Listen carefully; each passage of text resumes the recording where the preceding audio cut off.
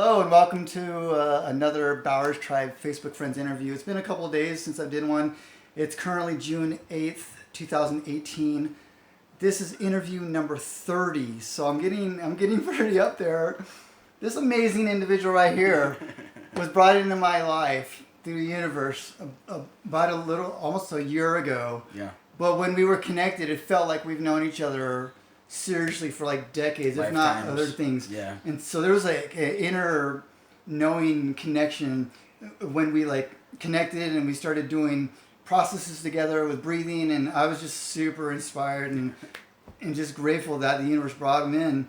And some of you may or may not know, but we're gonna bring this out. He's moving. He's currently in Utah, but literally in a couple of days, he's going to be moving away from Utah, and we have no idea how long. It's a career path, so he could keep food on the table for everybody in his life and things like that. So but Michael, I've tapped in and known a lot of different things about you. Spiritually, he's also an amazing magician. Blew my mind with tricks that I still don't understand that I'm going to get out of him sometime. And and by the way, we are not promoting or sponsored by Sriracha at all. This is just a shirt that was just how hot I am. It's good. And but also you're an amazing experienced individual that gets through stuff. Like you're a veteran. Like I've had other vets on my show before, and you've got through PTSD and different things like that, going through experiences, and you actually essentially kind of stayed in the same industry, and you didn't completely just get rid of it and move on like a lot of other individuals. Can you talk a little bit about your experience of getting through that and the techniques you've used through your experience with PTSD and stuff like that? Yeah, sure. So first of all, I think it's important to kind of get a back history of where that PTSD came from. Sure. So back in 2001, right? I joined the military, and I became a helicopter pilot. So I flew armed scout reconnaissance for the military, and what that involved was my first deployment. It was literally like Star Wars, I was shocked. I had grown up in a construct of organized religion where like watching rated R movies was not okay. Yes. And then I go to war where I'm seeing death every single day. Yeah. And I'm getting shot at and returning fire every day for a year. And so that was really, really intense. And I thought I was doing really well with that, but when I came home, I wasn't. Yeah. You know, I kind of fell apart, and I had a lot of anger issues and a lot of things and a lot of symptoms that most guys have. And instead of turning to the bottle or prescription drugs, I chose breath work, and I chose other plant-based medicines to help me through that. And I wasn't aware of plant-based medicines in the beginning, but I was aware of the breath work, and that was so powerful to me. I remember going through the military's programs and the different things that they had in order to help with PTSD, and none of it worked. You know, one of the things that they use is called EMDR, eye movement desensitization reprogramming. Okay. No, don't reprogram me. I lived through that. I can't lie to myself about what happened and what I participated in. Exactly. And so the breath work for me was so key because it really brings truth to what has happened in your life. And a couple experiences, sitting left seat cockpit versus right seat cockpit, two different people, completely different experiences. I remember calling one of my buddies saying, hey, do you remember this night I wanted to process it and talk to him about it and see his feelings on it? And it was the most traumatic day of my life. Okay. You know, most traumatic fight of my life. And his take was that was the most exciting, the best time of the entire year. Whoa. And I was like, totally different perception. what? But having that understanding that people process differently, and then breathing through that and having that really be able to be processed through my entire body through the breath work, actually I can see how that perspective could be, and it really changed my life. But I think the key aspect to healing PTSD symptoms for me was one day I had a call from one of my buddies who said, "I just healed all my PTSD symptoms in one night. Oh. If you're interested, call me." Yeah. And I was like, "What? Yes, I'm interested." So I called him, and he talked to me about a plant-based medicine that is an all-night meditation. And yeah, the very first time that I took it, it took away my nightmares. It took away a lot of anxiety and reprogrammed my brain completely. And not reprogramming like EMDR. Like Yeah. it wasn't lying to me. I became very real with the situation and what happened, and in that found compassion not only for the people whose lives were taken, but also for my own life, and for the way that affected me, and Yeah. how that, and to be able to see a huge perspective of not only did that affect me, but it affected my children Mm-hmm. and their lives, and my partner's life at that time, and really being able to see all the dominoes Yeah. at once was incredible, you know. It's like a consciousness opening up that.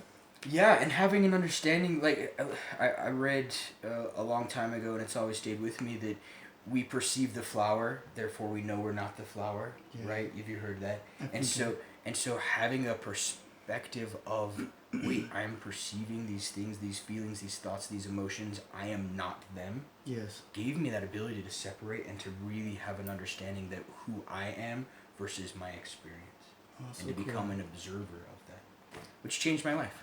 I'm grateful that you were able to have that experience and share it with others to potentially Yeah. find that as well in your geographic of the planet.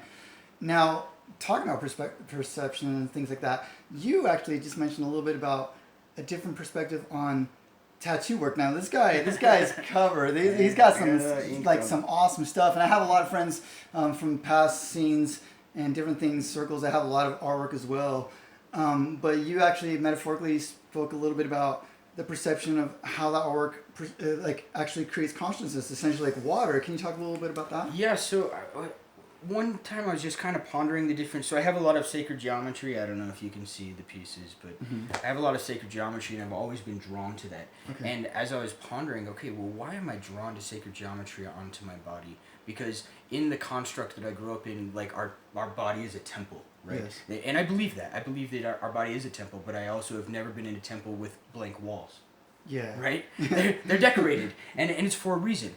And I was reading about, Dr. Emoto and his work with labeling water and freezing that and having the crystals form and having it being very consistent with the label, and having the realization that our bodies are water, having that knowledge, Yeah. and that what we label them really does affect it. So if you are going out getting marks on your body that are of a negative nature, it's going to have a negative impact onto your body. Okay. But if you're having a mark that is positive in nature, sacred geometry, Fibonacci sequence, the tree of life, whatever that is, Yeah. for you, and that connection, that really, for me, grounded me and put me into a place that propelled me spiritually, emotionally, physically. Even after getting some marks, I physically felt stronger. Okay. And it kind of blew my mind, and having that understanding that, wow, what we label ourselves, even our names, really affects us. Yeah. Really affects us on a DNA level and on that water molecular level. I don't even know if that's right, Yeah. right words, but it does affect you, and Yeah. it changes you. And I'm grateful to have that understanding and to know that any mark that I place on my skin and on my body is going to have an effect, and to be careful with that, but to use it in a way that will propel me further in my own experience. That's so cool. So that's like one of the first times I've actually heard that perspective on inking and tattoos. So I'm really grateful to witness and experience that with you cool. here. Now, one of the things that I came to mind before is, now you have a lot of gifts, not only with the breath work and different things that you've done to assist not only you, but individuals around you. Yeah. I've also witnessed and experienced a lot of individuals that have skills and are in the light worker communities and things like that. A lot of them come from a harsh background, upbringing, and I feel like maybe you might have a little bit of similar experiences. Why do you feel that a lot of people on this planet that are in the communities that are healers come into like a harsh reality out and like growing up from childhood? Well, I think that it's kind of one of those things like nature nurture, you know, or Uh-huh. chicken versus the egg. What is creating us to become that? And Yeah. I don't have that answer, but I Yeah. know that my life and the experience that I have had has really made me feel like, how can I give back? Mm-hmm. I did foster care for years, and I think that's an incredible way to give back to the community. Yes. But the modalities, once you find something that really works for you, like breath work, Yeah. once you find something that is really, it's like watching a really great movie. What's the first thing you do? You tell people about it, right? Because you want to share that. You want to get that out and to say, this changed my life. Check it out. Yeah. You know, and I think that because we are all veterans of our own trauma and we've all experienced such horrific things, whether that's, you know, that's your own story, but we've all been through it. Yeah. When you find something that has changed you and healed you, Please silence all cell phones. you're gonna yeah, my bad. You're gonna want to share that with other people, and because I feel like there was an extreme case for me, Yeah. that had I not received some healing, I don't think I would have made it. Okay. You know, there's a saying in the military that sometimes you get to a point where you want to suck start an M9. You Okay, know? yeah. And that doesn't work. No. And I think that goes back to something that Chris, you and I have talked about, where Mhm. the vibration of the planet is shifting, and there are a lot of people who are just checking out. Recently, like yesterday, Yeah. like famous people, and it doesn't discredit famous people versus non. Yeah. But that's happening. That's real right now. And that's real, and I think that you're either going to flow with that vibrational change and progress and go with that current, or you're going to fight against it, and when you fight against that, it just doesn't work, and you end up checking out. But to go back to your question, Yeah, sure. I think that yeah, the experiences that we have, and when we find healing, we just naturally as humans want to share that as well, and so we get this label called a light worker. Yeah. But what really it is that, hey, my heart was healed by doing these activities or by receiving this type of healing through this construct or this belief system or this faith, and I think that it could help you. You know? I don't think there's anybody on this planet that would see someone else struggling through a similar situation they've been through and say, well, I have a secret that helped me, but I'm not going to tell you. No, Yeah. no, you want to share that, and you want to heal You're that, holding it. you know? But I also, like my precious. But I think that there are also people who are called. Yeah. You know, who feel that, like, even if they didn't have a traumatic experience in their life or a life that promoted that, they really feel the desire to help and heal other people, and I think that's beautiful. You know, that wasn't my experience. I No, did me live neither. through some things, and Yeah. but you know, it's awesome to be able to see somebody that, like, you know, that really has a desire to help other people and really has a true, there's not strings attached, there's not, oh, I'm doing this so that I can become a millionaire. I don't know any light workers that are like super, you know, abundant feeling, and yet at the same time they receive what they need, you know, in order to continue that work. So I'm grateful for that. Now we're running short on time, and I have one quick Yeah. thing I'm gonna put on the spot real quick. Yeah. And it's gonna be a quickie. Can you kind of talk a little bit about your evolution of traditional religion, and then coming out of that into your own spiritual stuff, and kind of what that was like? Yeah, well, I think that part of that process was, again, having some healing. I was an addict for years with some specific things, and going through a 12-step program and having an understanding of that healing process, and then understanding that there is an actual relationship between you and a higher source, whatever you want to call that, Yeah. is really important. And at the time, I looked back at my life and I said, wait, is the construct of organized religion bringing me closer to that source? Yeah. And the answer was no. Uh-huh.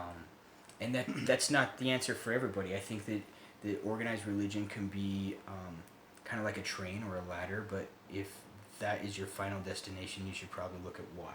Yeah. Why that's your final, because that's not the purpose of it. It's to progress you, it's to hire yourself, it's to bring you closer to God, and it's to really build that relationship between you and the higher source, whatever that might be for you.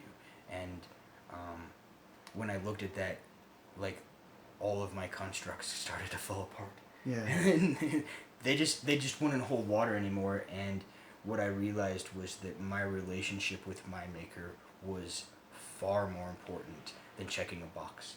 Yeah. And that, you know, I couldn't go back from that time, you know. And I think a lot of people have that same experience, especially now, again, with that vibrational shift or whatever it is that's happening, is that people are realizing the relationship between you and Source, you and God, you and the higher being is really what that's about. And if you're doing something that isn't progressing that, it's you're regressing, and that doesn't work for you. You know, Well, I'm definitely grateful for that progression for you, because we might not be sitting on this couch today if that didn't happen. Absolutely. You'd still be checking boxes somewhere. I would. For real. I'm a good soldier. I would keep just like saying, okay, this is what I'm supposed to do. So yeah, I'm grateful for that too. Well, Michael, I definitely appreciate being able to have the universe allow me to be able to have this connection before you leave Utah. And we'll definitely stay connected wherever you end up, and that it progresses. So, Michael, would it be safe to say that we're friends in real life and not just on Facebook? Yes, absolutely, we're friends. Like, in fact, when I posted that I was leaving, Chris and a few other select friends, they came out, you know, to say goodbye, and that really touched me, actually, Chris, because, you know, in my own personal progress lately, I've felt pretty alone and sometimes, and to know that there are people who are caring and loving and from my past that are willing to step forward and cancel last minute things to come out and say goodbye it means a lot. So thank you. Well, I definitely love you, man. And you're an awesome brother from another that I would never ever trade in for nothing. So definitely stay in touch. Also, say hi to Michael below this video. Yeah. If you want to, you know, catch up and reconnect when, you know, and find out what's going on with him. If you have his phone number, blow up his phone, or whatever you want to do. But definitely staying connected and say hi, and we'll connect on another day. Yeah, cool. Thanks, Chris. Thank you.